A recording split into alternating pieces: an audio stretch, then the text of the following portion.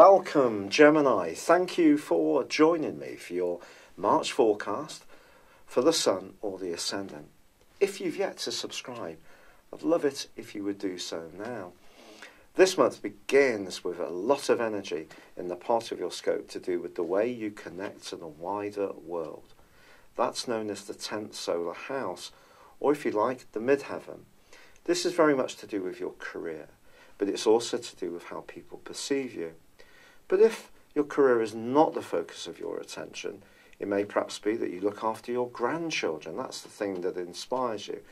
It's that kind of interaction that does come sharply into focus. So it's your main role. That's what the 10th house is about.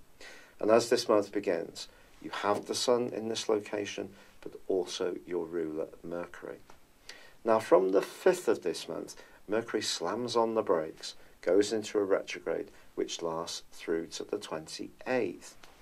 As ever, Mercury retrograde can create some miscommunication, but it also creates some opportunities. And I think a lot of people talk a little bit too negatively about Mercury retrograde. So, for example, if you're in a job which doesn't give you much fulfillment, or you have a lot of responsibilities around property matters, or other people lean on you a lot, you may want to evolve things through Mercury's retrograde in a way which is actually entirely positive to you. So see it as an opportunity to rethink these areas, but it could mean, for example, if you're applying for jobs, that applications get lost, or someone doesn't quite understand where you're coming from, or possibly if you have people working for you, or you work for someone else, this is where there can be the odd glitch along the way. But also, on the 2nd of this month, Venus, the planet of love and affection, moves into a really adventurous part of your situation. Venus in the 9th house is about the truth. It's moving through Aquarius, so through the triplicity of air. So this is very, very positive for you. But it makes you a truth seeker when it comes to relationships, even professional relationships. But on the 6th, this is a really important date this month because Uranus, the planet of surprises, moves out of the area that it's broadly occupied since 2010, part-time, since 2011 through till all but 5 months of last year, and then until March the 5th this year.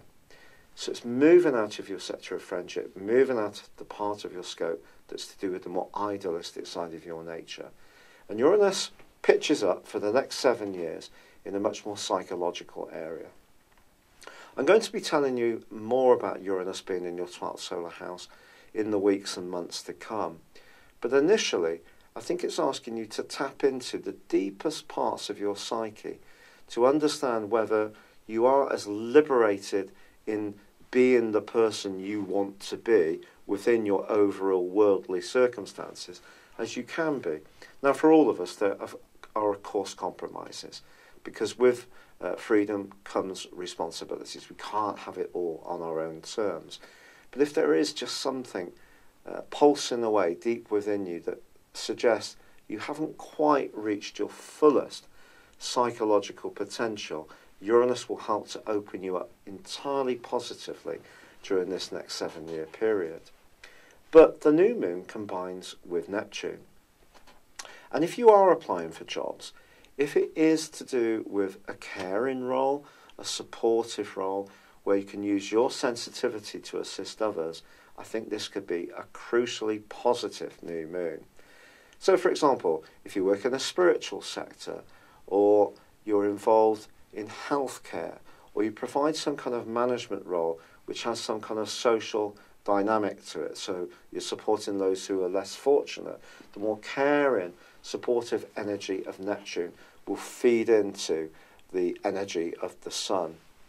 However, it is also true to say that if you're not quite sure about your role in life at the moment, you could go through a period of self-doubt, but particularly on the back of Mercury's retrograde. And perhaps you are going to have to rethink the way that you're trying to make your life work. So this could mean that a job's not paying you enough money, or you work in an organisation which does stifle your creativity, or is a bit harsh, or is a bit corporate, or there's too much uncertainty, or it's too small, you want to work somewhere bigger.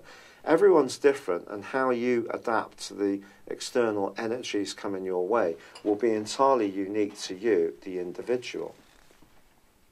However, from the 10th to the 16th, there is a very positive link between the Sun in Pisces and also Pluto.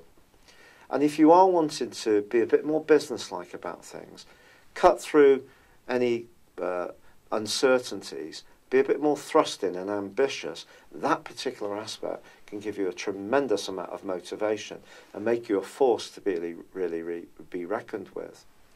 But also from the 19th to the 24th, Mars, which is in your 12th solar house, is linking with Pluto too.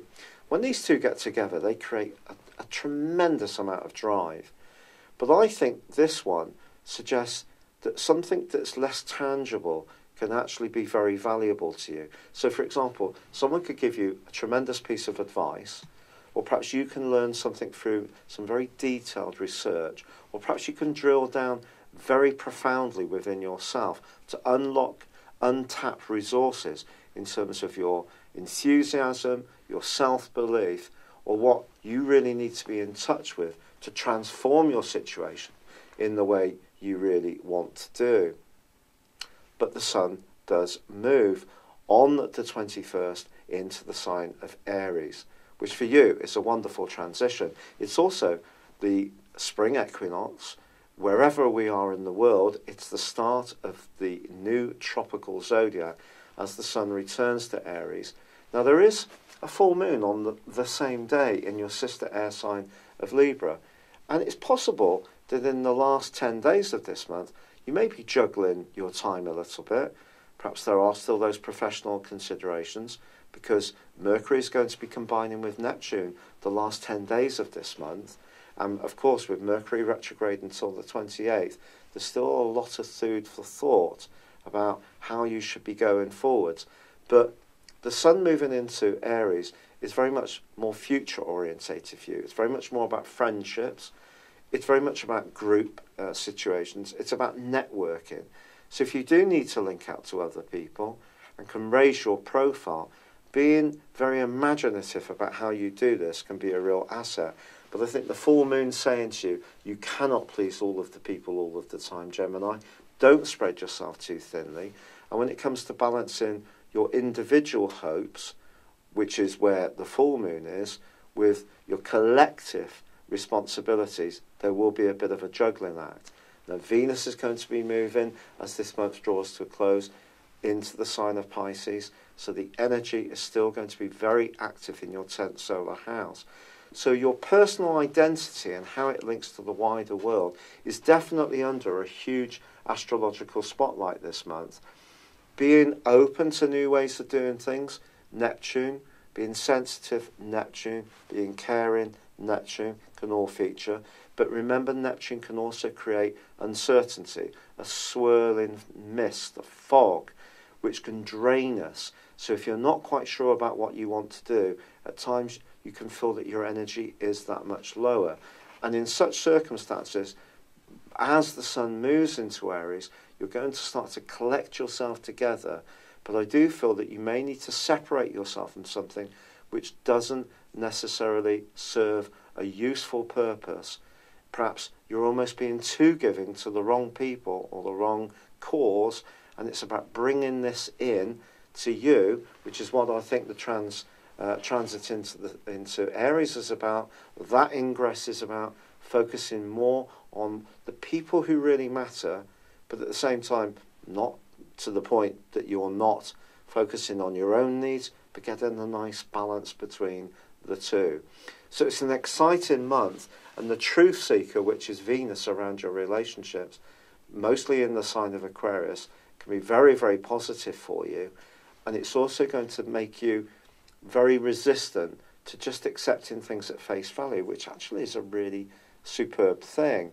But I think Mars and Uranus in your 12th house from the 6th suggest that some things you're less conscious of could come to the surface, and it could be your role in life that I think you're going to need to grapple with most of all.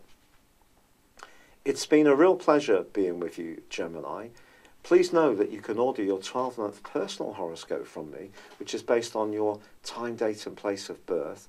I do a special offer where if you have your character analysis as well, you can achieve a 30% discount. Please see the link beneath this video. But for now, I'd love it if you would like or comment. Good luck and goodbye. Hello, thank you so much for watching my video. I'd love you to join me at my Horoscope Ace app. You can find this at www.horoscope-ace.com. You can use it through Android, iOS, Apple or Facebook. Check out your ascendant or your moon sign or download your free birth chart. There's all your favourite videos, plus there are daily, weekly, monthly and yearly horoscopes for general, love, Chinese and Indian astrology. If your passion is tarot, there's my brilliant 3-card money or love tarot readings too. And it's all there at www.horoscope-ace.com. Thank you.